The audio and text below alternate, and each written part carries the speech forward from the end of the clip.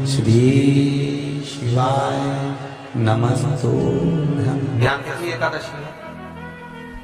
स्कंद पुराण यहां तक कहती है कि इस कथा के चरित्र को जो श्रवण कर लेता है उसको 26 एकादशी करना भी नहीं पड़ती। इस एकादशी की केवल ये कथा सुनकर ही वो तर जाता है। बहुत ध्यान से सुनना इसको, कथा तो बड़े भाव से सुन लो इसको, है? बड़े प्रेम से। इसलिए सारी एकादशियों में निर्जला एकादशी की महत्वता शास्त्र प्रमाण करता है। निर्जला एकादशी का उद्यापन जो करा जाता है, उसका उद्यापन और प्रदोष का जो उद्यापन करा जाता है, इन दोनों का क्रम लगभग एक जैसा है। तो निर्जला पहुंची है और निर्जला ने जाकर भगवान नारायण से निवेदन करा। भगवान विष्णु ने पूछा, क्या बात है निर्जला, आज तुम खेलती हुई यहां पर आकर खड़ी हो गई, क्या हुआ क्या है? क्या तुमको गौलोक धाम में आनंद की अनुभूति नहीं हो रही जो तुम बैकुंठ में आई? निर्जला घूमती घूमती भगवान के सम्मुख में पहुंच गई। भगवान ने पूछ रहे, बार बार पूछा, निर्जला हुआ क्या तुमको?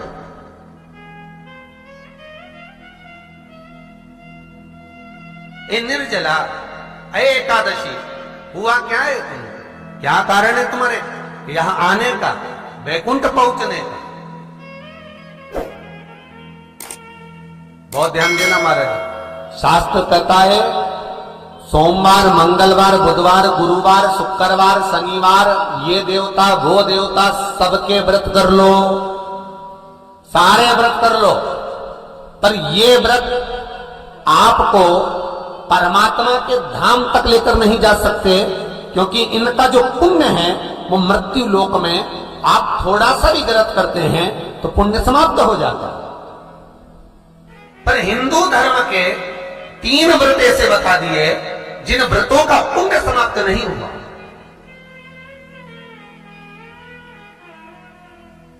हिंदू धर्म के 3 व्रत ऐसे हो गए जिनका पुण्य समाप्त नहीं हुआ महाराज, जिनका पुण्य प्रबलता में बढ़ता गया। पहले नंबर पर एकादशी,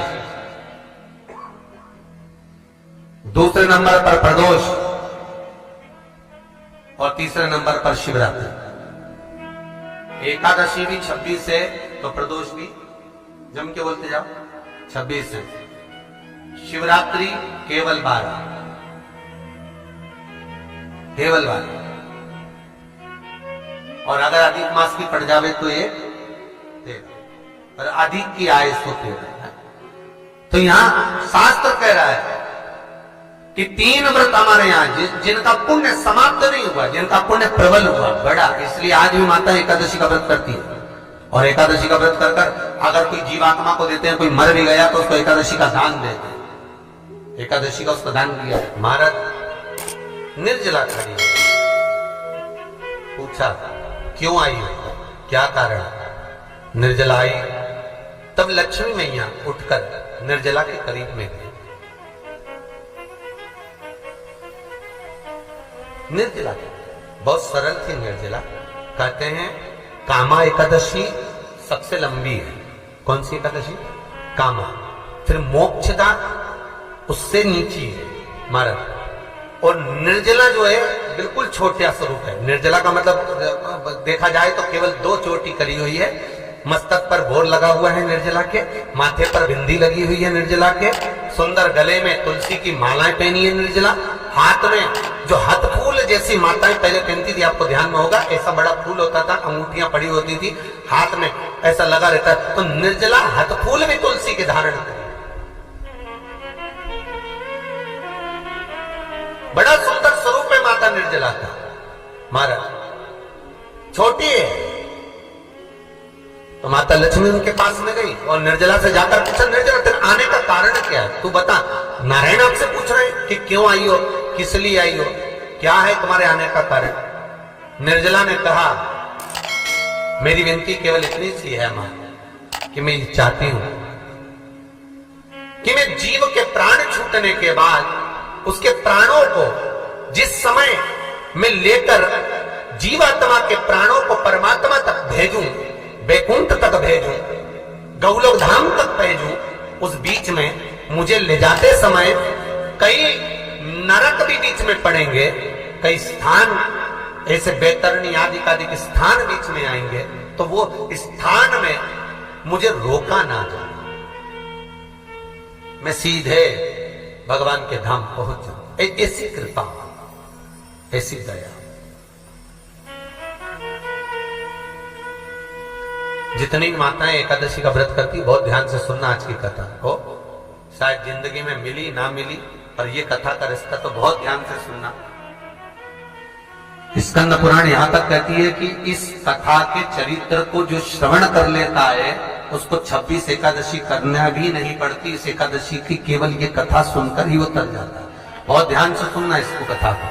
सबसे पहला नियम एकादशी व्रत का, सबसे पहला नियम है कि आप जिस दिन व्रत करो उसके एक दिन पहले भक्ति का संचार इस हृदय में करो। भक्ति का संचार इस हृदय में कर लीजिए। जिस दिन आप व्रत करो, जैसे एकादशी का व्रत कर रहे हो तो दशमी के दिन शाम का समय जब आवे, रात्रि जब होने लगे, शाम का समय आवे और रात्रि का आप जब भोजन ग्रहण करो तो उस भोजन में कोई ऐसा पदार्थ ग्रहण मत करिए जिस पदार्थ के कारण आपकी एकादशी बिगड़ जाए। कोई बेकार भोजन में ग्रहण नहीं करना, श्रेष्ठ भोजन ग्रहण करिए दशमी। और एकादशी का दूसरा नियम बहुत ध्यान से सुनिएगा। जिस दिन आपकी एकादशी का व्रत हो उस दिन प्रयास करिएगा कि अपने हाथ से किसी भी वृक्ष की कोई पत्ती टूटे ना। अपने हाथ से किसी भी वृक्ष की, पौधे की, किसी भी वृक्ष की पत्ती अपने हाथ से ना टूटे। बहुत ध्यान दीजिएगा महाराज। एकादशी का ये दूसरा नियम है कि अपने हाथ से किसी पौधे की, किसी वृक्ष की, किसी डाली की कोई पत्ती ना टूटे, इसका प्रयास करिए।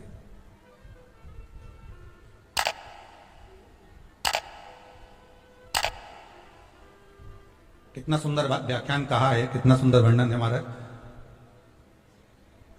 कि मात्र एकादशी का व्रत कर लेने पर, मात्र एकादशी का व्रत कर लेने पर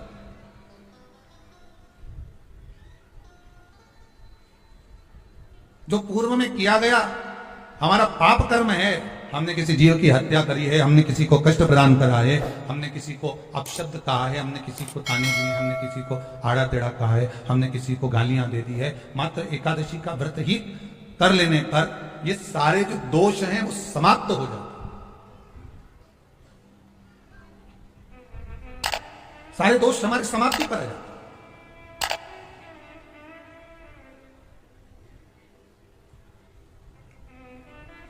अब एक विचार करिएगा थोड़ा सा अपने मन में, अपने चित्त में, अपनी वृत्ति में एक बात उतारिएगा, एक अपने मन में एक बात को उतार कर रखिएगा कि आप अपने पाप को, अपने पाप कर्म को जिस दिन क्षीण करने वाले हो, समाप्त करने वाले हो, अपने पाप को आप जिस दिन समाप्ति पर लेकर जा रहे हो तो उसके एक दिन पहले आपको प्रसन्नता होना चाहिए कि नहीं होना चाहिए कि कल मेरा पाप कटने वाला है, कल मेरा पाप समाप्त होने वाला है।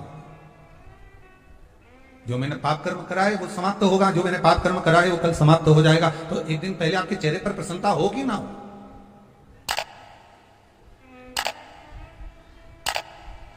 और चेहरे पर वो प्रसन्नता आपके आना चाहिए कि कल मेरा एकादशी का व्रत है, आज दशमी है, कल एकादशी का व्रत है, तो कल मेरी जब एकादशी का व्रत रहेगा तो मेरा ना जाने कितना कितना पाप, कितना असत्य, कितना झूठ, कितना प्रपंच वो समाप्त हो जाएगा। इसमें मुझे प्रसन्नता हो, इसमें मुझे आनंद था।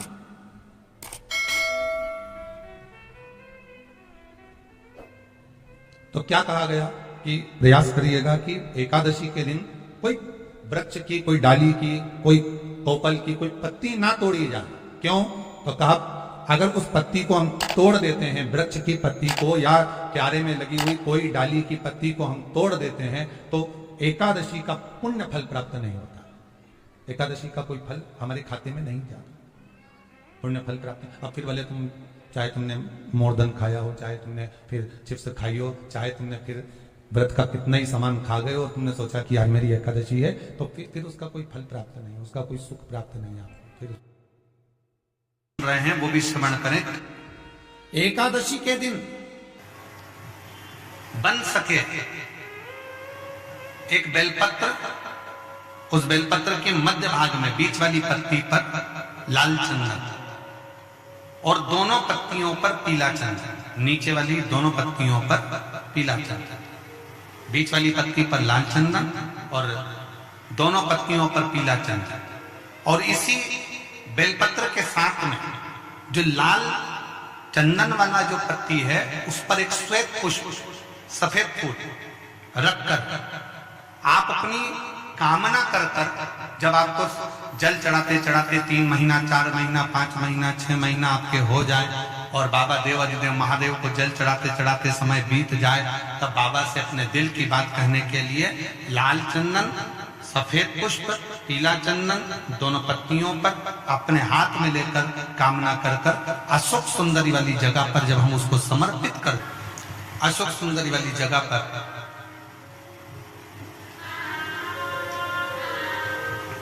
ये शिवलिंग जलाधारी और उसके सामने का जो भाग है उसके मध्य भाग में अशोक सुंदरी का स्थान। बस इसी स्थान पर बेलपत्र और श्वेत पुष्प, बीच वाली पत्ती पर लाल चंदन, आसपास की पत्तियों पर पीला चंदन और वो शिवलिंग की सम्मुख में जो अशोक सुंदरी का स्थान है वहां समर्पित कर। उस स्थान ये रोज नहीं करना, फिर ध्यान देना, कभी कभी 4-6 महीने निकल जाए, 8 महीने निकल जाए, 3 महीने निकल जाए, 5 महीने निकल जाए उस स्थान, और ये हमने एक बार नहीं बताया, इसको पहले भी वर्णन कर चुका।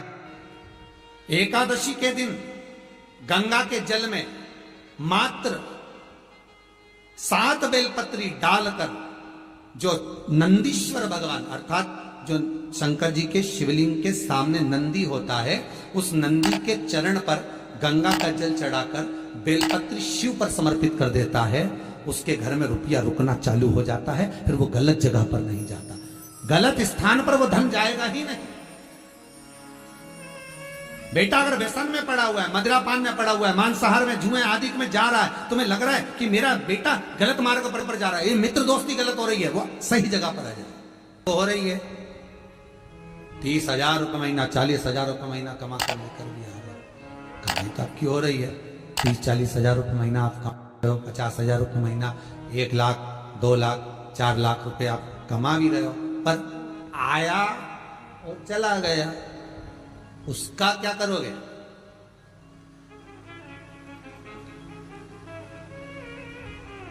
उसका करना क्या है? बहुत सुंदर संवाद है, ध्यान दीजिएगा।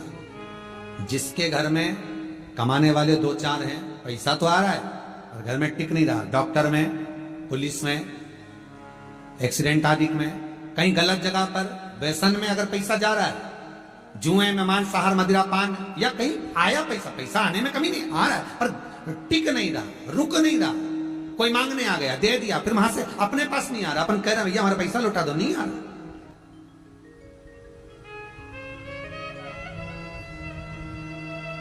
करना है एकादशी। कई लोग इसको धन के लिए भी करते हैं, संपदा के लिए, संपदा के लिए अर्थात जिसका व्यापार नहीं चलता, जिसके घर में पैसा नहीं आता, या नौकरी नहीं लग रही, या सर्विस नहीं लग रही, आप अप्लाई कर रहे हो, जगह जगह जाकर इंटरव्यू भी दे रहे हो और पैसा नहीं आता, तो उसके लिए भी प्रयास किया जाता है। पर उसके लिए यहाँ पर जो धन के लिए करते हैं, उसके लिए विष्णुपदी के लिए करते हैं। मतलब जैसे गंगा के जल में तुलसी के 11 पत्ते डाले जाते हैं। कितने पत्ते डालते हैं? 11 तुलसी के पत्ते डालते हैं, और उसको किसी भी नारायण के मंदिर में, राम कृष्ण शिव, शंकर नहीं, राम कृष्ण भगवान विष्णु, दत्त आदि जितने नारायण के मंदिर हैं, उस मंदिर में किसी भी पात्र में, एक छोटे से पात्र में उसको भरकर रखी आते हैं महाराज। उससे भी जॉब, सर्विस, नौकरी में सफलता प्राप्त हो जाती है, परंतु वो भी एकादशी को ही होता है।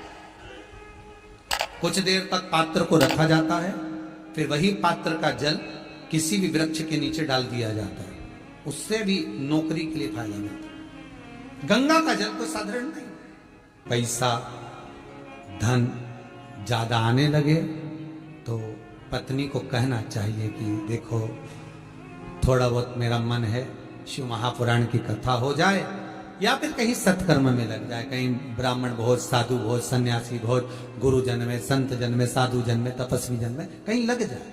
ये धर्म पत्नी, जहां धर्म जुड़ा हुआ वो धर्म। महाराज,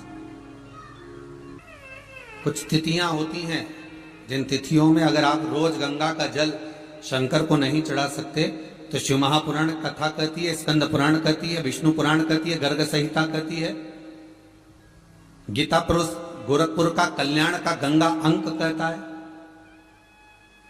कि कुछ तिथियां भारत की भूमि पर ऐसी वर्णित है जिन तिथियों में भी गंगा का जल हम शिव को अगर एक बूंद भी समर्पित कर रहे हैं, गंगा का जल मात्र एक आधी चम्मच भी, आचमन जितना भी अगर हम शिव को समर्पित कर रहे हैं तो उसका सुख आनंदित है। जैसे पंचमी तिथि, नवमी तिथि, दशमी तिथि, एकादशी, प्रदोष, पूर्णिमा, अमावस्या, ये तिथियां हमारे यहां जो दी गई हैं, इन तिथियों में अगर हम गंगा का मात्र थोड़ा सा जल भी अगर जल के पात्र में डालकर गंगा जी का जल थोड़ा सा भी शिव के पास लेकर जा रहे हैं तो ये एक भाव अपने भीतर होना चाहिए कि आप केवल गंगा का जल साधारण शिव मंदिर में समर्पित नहीं कर रहे हो, आप गंगा का जल भले अपने घर से लेकर जा रहे हो और थोड़ा सा भी जल ले जाकर अगर शिव को समर्पित कर रहे हो तो तुम्हारे भीतर यह भाव होना चाहिए कि मैं गंगोत्री से जल भरकर सीधे रामेश्वर में ले जाकर गंगा के जल को समर्पित कर रही हूं। श्रावण के महीने में या अन्य महीने में आप शिव को समर्पित कर रहे हैं, यह आपके भीतर एक भाव उत्पन्न होना चाहिए। एक बात आपको कही थी गुरु महिमा में कि घर से जब निकला करो ना तो भगवान देवाधिदेव महादेव का नाम लेकर श्री शिवाय नमस्तुभ्यम। घर से जब निकलो, कोई कार्य के लिए जा रहे हो तो आप श्री शिवाय नमस्तुभ्यम का स्मरण कर कर जाइए। आप किसी काम के लिए आगे बढ़ रहे हो, श्री शिवाय नमस्तुभ्यम का स्मरण कर कर जाइए। जिस समय आपके मुख से श्री शिवाय नमस्तुभ्यम का स्मरण हो जाए या शिवलिंग का स्पर्श हो जाए या शंकर का अनुमोदन कर कर ओम नमः शिवाय बोलकर या राम बोलकर, कृष्ण बोलकर, शिव बोलकर, आपके भीतर जो रमा हुआ है, आप राम को मानते हैं आप राम को माने, हम मना नहीं करेंगे। आप कृष्ण को माने तो कृष्ण को माने, हम मना नहीं करेंगे। आपका दिल जिससे लगे, आपका चित्त वृत्ति जिससे लगे, और उस पवित्र भूमि में ना जाने कितने साधक, कितने साधु, कितने तपस्वी, कितने संत, कितने महात्मा, कितने जोगी, कितने सन्यासी, कितने ब्राह्मण जन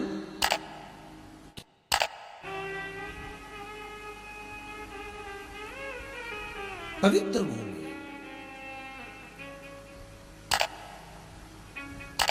और उस पवित्र भूमि में ना जाने कितने साधक, कितने साधु, कितने तपस्वी, कितने संत, कितने महात्मा, कितने जोगी, कितने सन्यासी, कितने ब्राह्मण जन, कितने विद्वत जन इस भारत की भूमि पर भ्रमण करते रहते हैं, तप साधना करते रहते हैं, उपासना करते रहते हैं, मंत्र जाप स्मरण करते रहते हैं। और जब उनका मंत्र जाप का फल इस भूमि पर प्राप्त होता है तो यहाँ की जो रज है, यहाँ की जो धूल है, यहाँ की जो माटी है, वो सुख का अनुभव करा देती है, एक आनंद का अनुभव करा देती है। श्री भागीरथ बाबा गंगा जी को लेकर आए।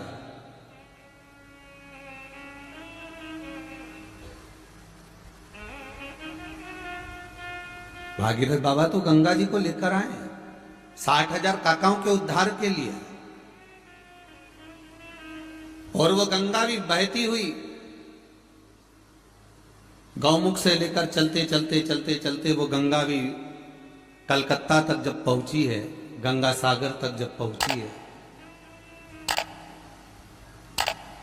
तो उसके घाट पर, उसके तट पर, गंगा महारानी के किनारे पर जितने जितने भक्त, जितने साधु, जितने सन्यासी, जितने साधक, जितने उपासक, जितने जीव रह रहे हैं, ये गंगा उनका कल्याण कर रही है। और जो उसकी शरणागति में जा रहा है, गंगा उसका उद्धार कर रही है। गंगा किसको संवारती है?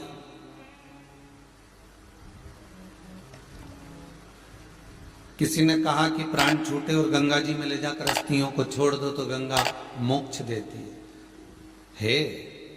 विष्णु पुराण में, गर्ग संहिता में, देवी भागवत में, शिव महापुराण में, स्कंद पुराण में लेख लिखे हैं कि गंगा जी ने शंकर जी से वर मांगा था कि मेरे जल में जब तक जीव की अस्थियां पड़ी रहेंगी तब तक वो जीवात्मा वैकुंठ का भोग भोगेगी।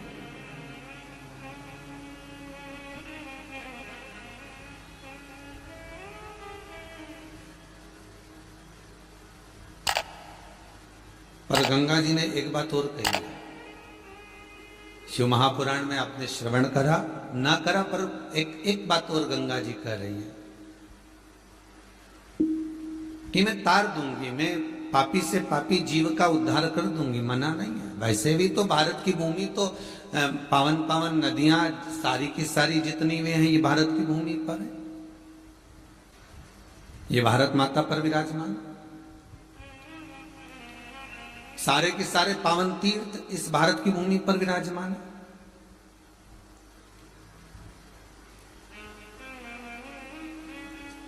पुण्यमय नदियां, पुण्यमय तीर्थ, पुण्यमय तालाब, सरोवर जितने भी हैं ये सब इस भारत की भूमि पर हैं। गंगोत्री में